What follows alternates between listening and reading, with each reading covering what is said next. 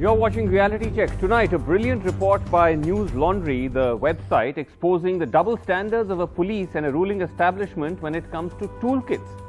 How the police, by arresting the likes of climate activist Disha Ravi, have criminalized a standard advocacy document for organizing protests, perhaps simply to settle scores with those who challenge the government, while choosing to ignore genuinely dangerous attempts to spread hate using online toolkits, possibly because the organizers are members of the ruling party? Now, just a quick context. Many, including a former judge of the Supreme Court, have pointed out that the police's misguided attempt to see shadowy foreign conspiracies in the Greta Thunberg document simply doesn't add up. That toolkit, the so-called Greta Thunberg toolkit, doesn't call for violence. Instead, it talks of Twitter storms or of petitioning representatives in support of the farm protests. And yet the police have sought it fit to arrest and attempt to arrest those supposedly involved in drafting it. The News Laundry piece, reported by Meghnad S. and Shambhavi Thakur, which has gone viral since it was published, exposes the full extent of this official double standards. In brief, the News Laundry reporters chose to respond to an appeal, a disturbing appeal in fact, made in November last year by Kapil Mishra, the BJP leader, who publicly called for volunteers to join a Hindu ecosystem. Mishra, as many would recall, gained notoriety for making provocative remarks in the run-up to the riots that tore through East Delhi early last year. Once the News Laundry journalists signed up to his group, which uses the chat app Telegram, the reporters found themselves, and I quote, with a fly-on-the-wall view of how this ecosystem creates toxic narratives and how it manufactures trends across social media platforms to whip up communal hatred and bigotry. As they point out, this ecosystem with close to 20,000 members repeatedly shares toolkits similar to the ones for which the activists have been arrested. Except, unlike the Greta toolkit, which sets out a template of non-violent action, these documents, often shared several times a day, have a clear divisive agenda. Like these screenshots, which point to how members of the Mishra ecosystem are alerted to the latest campaign and provided links which, if they click on, leads to ready-made tweets. As News Laundry found, these attempts translated into actual Twitter storms, thousands of communally charged tweets and hashtags like hashtag anti-Hindu riots or hashtag no human rights for Hindus. This machinery can spring into action to respond to real-time events, finds the article. Like after the 26th January tractor rally, documents were shared with names like Sikh terrorism posts that had posts for the purpose of demonizing the protesters, linking them to the Khalistani movement, using cherry-picked and decontextualized images, even smearing Muslims as a sort of bonus. Also shared documents like these, a state-wise list of mosques supposedly being built by destroying temples. The piece, the News Laundry piece that is, also mentions a video update shared by Mishra towards the end of December last year. He even suggests that the so-called ecosystem he's putting together is not just active online, but also on the ground. जय श्री राम साथियों, Hindu ecosystem की पूरी team को नमस्कार, जय श्री राम। और दो खुशखबरी हैं। अभी लखनऊ में हिंदू इकोसिस्टम की ग्राउंड टीम के साथ कई साथियों के साथ मुलाकात हुई। आज अहमदाबाद में भी कई साथियों के साथ मुलाकात हुई और दोनों ही शहरों में, लखनऊ और अहमदाबाद, दोनों में हिंदू इकोसिस्टम की एक तो ग्राउंड में टीम हमारी बनी गई है, व्हाट्सएप ग्रुप भी बन गए हैं और आगे की गतिविधियां चलाने की जिम्मेदारी कुछ लोगों ने अपने ऊपर ली है। अन्य साथियों को भी हम इन्हीं शहरों से और बाकी शहरों से भी जोड़ेंगे। Now, this is just a brief summary of the News Laundry piece. There is too much detail for us to get into here, but you can go on to their website and read the full piece. We reached out to Delhi Police and Kapil Mishra for their response at the time of going to air. No response had come to us. Now, to be clear, we know of these right-wing hate factories. We experience them every day. But this is a rare instance of a team of journalists getting a ringside view of how it actually operates. All the more pertinent at a time when the government is seeking to go after imaginary conspiracies while ignoring the real threat under its nose and inside its house. All right, joining me tonight on the show, we have with us Jency Jacob, managing editor of Boom, the fact-checking website, Vikram Singh, former DGP Uttar Pradesh, Geeta Bhatt, political analyst, supports the government. But let me start with Meghnad S., one of the authors of that fine piece on News Laundry. Meghnad, congratulations to you and your colleague for that piece. Now, as I mentioned, it's very interesting because I assume that this piece was not something you started reporting on in the context of the current controversy over toolkits. You must have started much earlier, but it's extremely timely because you got a ringside view of how an actual hate machine, of how actual toolkits, something we experience, as I mentioned, every day, are operating in real time. Yeah, absolutely. So our investigation, if you want to call it an investigation, started like in November. When the first tweet was actually put out by Mr. Kapil Mishra, and we knew that we couldn't get in, so we obviously came up with fake names, and a bunch of us actually got inside. Some of us were rejected, some of us got in. One of them was my colleague Shambhavi. She got in with obviously a different name. I got in a bit later.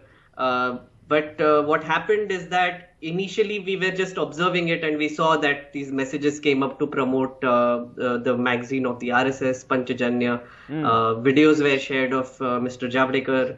But later we saw that there were pinned messages that were put up saying that this is going to be our agenda, a 15-point agenda, which is also mentioned in our story. We have done a screenshot of that, which has agendas like, talking about great Hindu warriors, etc., and something called Hindu Holocaust and a lot of other things. So we saw that happening, but then suddenly we were also added to 3 other groups, which we didn't even ask for. We were just added there. There was a bigger group called Prashasan Samiti. There was another group. There were 2 other groups, 30,000 members, 10,000 members, 2,000 members.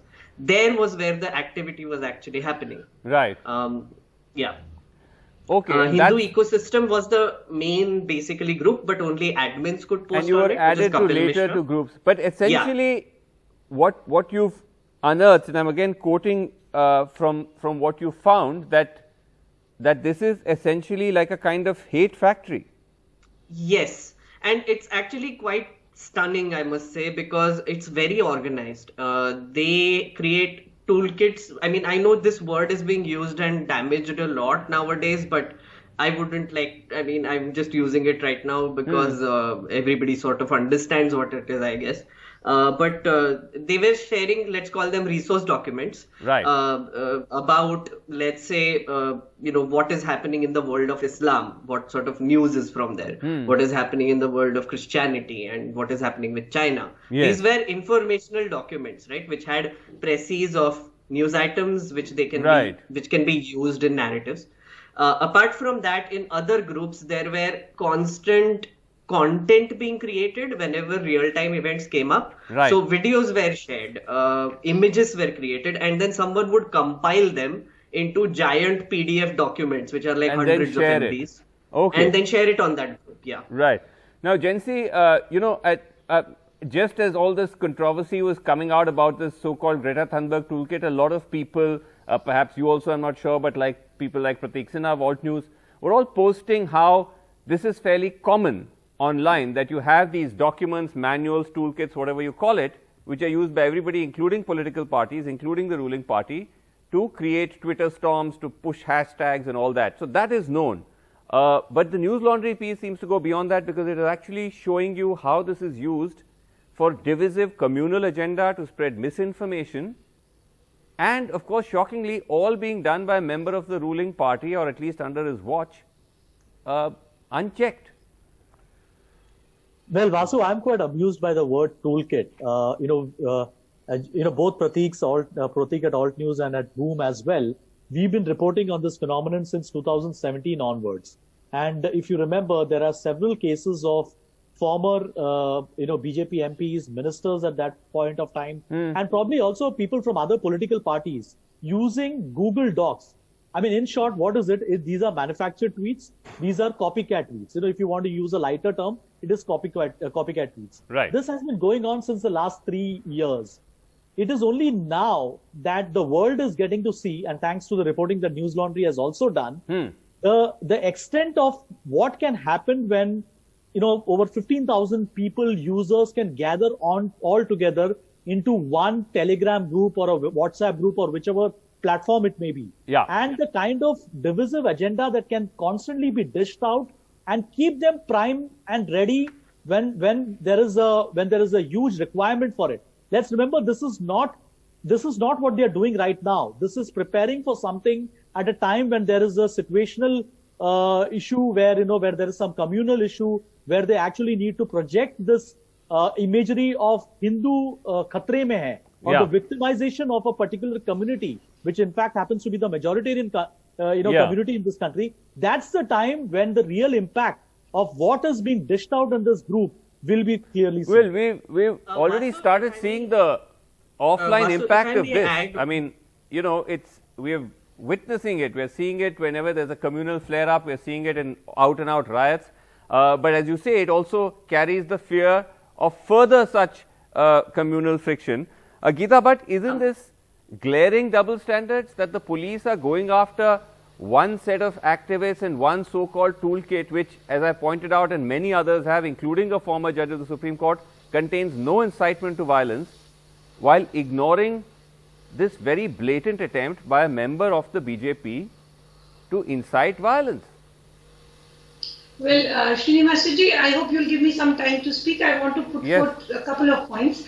First is that you've drawn a parallel, between this particular online group called Hindu Ecosystem and the toolkits which have been created by them, and the toolkits which is related to the activist who has been, arrested, Yeah. and some others who are absconding. Yeah. Now, the point is that this whole issue is not about the toolkits per se, because as you also mentioned that in the 21st century, people are not talking about any particular campaign or agenda by distributing leaflets. These days it is a digital PR campaign which is done, and for that, as someone else also just mentioned, there is a lot of resource material which is available in these toolkits. But the activists which have been people can use. arrested for the Now, toolkit. Yes, I'm coming to that. Now, the activists have not been arrested for the toolkit per se, but because the toolkit had a systematic timeline for almost a month, which culminated into a physical action. It mentioned that there will be a physical action on 26th of January, which happened, and it was very unfortunate. It We never saw spoke of the violence. violence. No, there was no reference to any violence. It was Yes, talking but about what was the organizing physical protests. action? And the Physical fact is action that on is 26th, the farmers Yes, themselves have complete. said that they'll It's march just on the 26th. So where does Let any me just document come into complete. it? It was There a is publicly declared plan Okay, that we now- will march on the 26th. The administration knew Okay, arrangements were Srinivas, made. Okay, now let me. So- I just also read online that the other person who the police is looking for, Miss Jacob, she also has accepted that she had an online meeting with Mo Dhaliwal, who is the founder of the Poetic Justice Foundation, an organization which has been called as a pro-Khalistani by the Delhi police. And the Khalistan No, movement that is a- separatist movement. Now if you are campaigning for a particular cause of farmers, why is there a need to have a meeting with someone who has a separatist Okay, agenda? can I ask you? Now, Can I ask you a simple question? Whether or not they had a meeting, whether they knew that person had Khalistani sympathies, I am on the simple point that here you have this document or documents put out by this Hindu ecosystem group, which is openly making communally divisive propaganda and is openly inciting communal division and hate. It is all open. It's not a secret. Shouldn't the police be investigating it? Shouldn't the police be prosecuting them? Is Gauraksha a communally hatred? It is not about Gauraksha, madam. It is not about Gauraksha. It is saying that Sikhs are terrorists. Have you seen the story? It says Sikhs are terrorists. It says they are Khalistanis. It is talking constantly about how Hindus are being massacred. It is using fake posts, decontextualized posts to create communal divisions. isn't this targeted Indian out and out culture, hate? Indian Can I, heritage and Vasu, can I add to that a little bit? Yeah, Meghnad, go ahead. Philosophy. Vasu, In fact, So Meghnad, perhaps specifically in the tell us system, what we is have the, seen is it all? Yes. Yeah. Okay, one It is second. not talking Geeta, that all six Geeta are ma'am, Palestinians. just a There is second. the Palestinian separatist movement. Okay, one second. That Let's is just hear from the Muslim. reporter. Yes, one second. Geeta ma'am, just a second. Okay, so one thing I would also like to clarify that other than these documents which I just mentioned, which are obviously problematic, I wouldn't have a problem, say for instance, because they also share a lot of books there, like pirated books. They share the Bhagavad Gita, they share a lot of ancient knowledge in Sanskrit, translated works in English, etc. That's all great. And that's what I'm saying, that if that group only did that, I would not have done this story. But the moment when I saw that they were coming up with these documents, which were literally titled Sikh terrorism. Now they were trying to, in 30 pages, they were trying to connect the Pulwama attacks with Sikhs, right? They were trying to also, at one point there was a conversation about how the Uttarakhand glacier was like a conspiracy by the Congress, the whole glacier disaster. And there were plans being made to even spread that conspiracy theory. There was a real-time effect we were seeing on people coming up with conspiracy theories against not just the Congress, but even the Tukde Tukde gang or whatever is described, or even Andolan Jivis, as now a new word has come in. Now watching that real-time and then it getting activated on something like Twitter using mass documents, now that is scary. Right? And when you see 30,000 people doing it at the same time, or you see in Telegram, you will notice that every post has a view count. How many people have seen the message? Yes. Right? So even if there are 33,000 people there, we can see that 10,000 people have read this message and so many have downloaded it. Right? That is the scary part. And the documents that you mentioned, there were 3 documents and there were 600 plus pages of shareable posts. Not just text, shareable images and posts. The point, Vikram Singh ji, is that when you have a situation when people like Kapil Mishra, we've talked about this before, is being seen on camera making insightful comments, standing next to a senior official of the Delhi police, and there is no action. Are we at all surprised that even with something as openly insightful as this ecosystem he set up, that the police would rather divert their attentions elsewhere?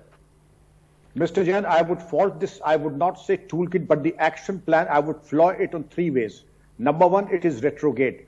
Number 2, it is non-inclusive. Number 3, it is spreading rumors like the Uttarakhand glacier episode, blaming it on the Congress, and also the fact that Sikhs are anti-national. These are the things that I am absolutely against, and I think the police need to intervene and take action on that. To that extent, Meghnad ji, congratulations. But I would also say comparison should be between comparables. The toolkit talked of psychological war, not but Twitter storm, and were in cohorts with Peter Friedrich, Bhagwan Singh, Hinder, and the likes of Mod Haliwal.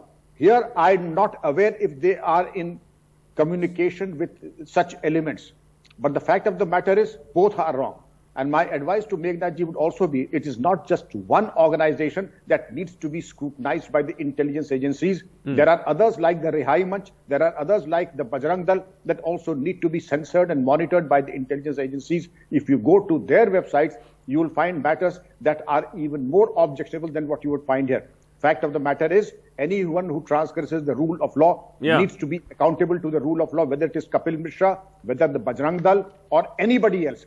We need to put our own house in order first and be equitable. It cannot be you show me the man and I'll show you the rules. The rule is the same for all. It is not. The only issue I have with that is trying to draw false equivalence between what these young activists have been charged for and the kind of hate being incited by Kapil Mishra. The fact that the only kind of connection that the police have found which suggests criminality, this kind of shadowy international conspiracies, because one of the organizations that was involved in this Greta Thunberg toolkit is headed by a man who has at some point supported the Khalistani cause, thereby implying that these young activists are supporting the Khalistani cause, is a huge stretch of imagination on the basis of which to actually go ahead and arrest them. You have to find some credible proof that Khalistani agenda was being pushed through the document. The core evidence linking everybody is this Greta document, which, as everybody has pointed out, including on NDTV last night by senior legal luminaries, contains no incitement to violence, says that the protesters should return home after the protest, and is simply telling you how to go out and stage various protests. So I think drawing a parallel is not at all at this stage, in my view, credible. But that said, Geeta Bhatt, coming back to it, I'm saying forget Greta Thunberg, forget everything else. Just on the face of it, if you have a political leader coming out and saying, I'm creating a Hindu ecosystem because Hindus are being burned, cut, killed, attacked, and trying to demonize other communities, isn't that in itself just a crime? Imagine if some other political leader did that from any party. Srinivasan ji, you mentioned Wouldn't you about, immediately call for his arrest? In that case, if someone feels so offensive, they can go and file a complaint, because earlier also such a complaint was filed and the case was dismissed. You are aware of that against Mr. Kapil Mishra, if I remember correctly. Ma'am, we are very well aware of what happened. Let's not get into that. I'm just saying. Let me just complete. Secondly, please, But I'm saying, forget if anybody is offended. You're not offended by something like this. That's what I'm surprised about. Isn't that double standard? Listen, I have not joined that Telegram group and I have not looked into what has been told by Mr. Meghnad. But I want to put forth 2-3 points. Ma'am, you've not joined the Greta Thunberg toolkit, but you're commenting on that. So it's the same logic, no? How can your joining or not joining preempt you from having a very strong view? It was available on an open platform, digital platform, and it also had wordings like hundreds of farmers have been injured and killed, which was a total misinformation. It talked about that India's image internationally, its soft power in terms of yoga and chai, that needs to be targeted. So it was India's reputation internationally which was to be targeted, and that that's what I'm saying. You're so knowledgeable about something. Okay. Because that is something which was available Jacob. on an open platform. I do not know about this Telegram thing. I just came to know from your platform. Again, the appeal was made on an open platform. But Jansi Jacob, in the end, can file a complaint on this. Vasu, if I may add to this, what Geeta ma'am is saying is that, it was available on an open platform. When I put out a teaser for my story, like 2 hours before that, this story is coming, etc., the Hindu Ecosystem official handle retweeted me, quote tweeted me, and shared their form to join the group, the ecosystem group. Right. Okay. So this is also on a public platform. Just that we were added to like 3-4 other groups which were not public. Jansi Jacob, is this a great worry that if hate goes unchecked on the basis of your political loyalties, and now even with this story come out, it's unlikely that there's going to be any action or this ecosystem has stopped operating, that's not good news, is it? Yes, Vasu, that is very clear, right? I mean, this is not the first time. So many times in the past itself, fact checkers and journalists have pointed out that many of these groups that exist outside the scrutiny of what we call public, viewing.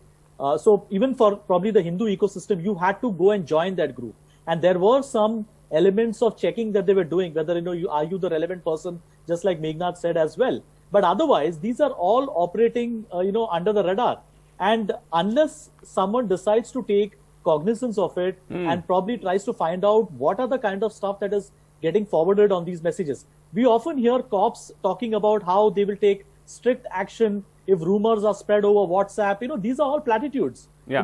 When it suits your purpose or when it suits the government that is in power, probably in that particular state, you will try to say something which is probably not going to antagonize those who are in power at that point of time. Yeah. Otherwise, you turn a blind eye completely. And that's exactly what has been happening in most of these cases. And in fact, as we just said in that, the News Laundry report, that you have this Kapil Mishra quote saying that we are not just online, we're actually now mobilizing offline as well. Offline. Imagine the implications of that. Anyway, we're out of time. Thank you all so much for joining me.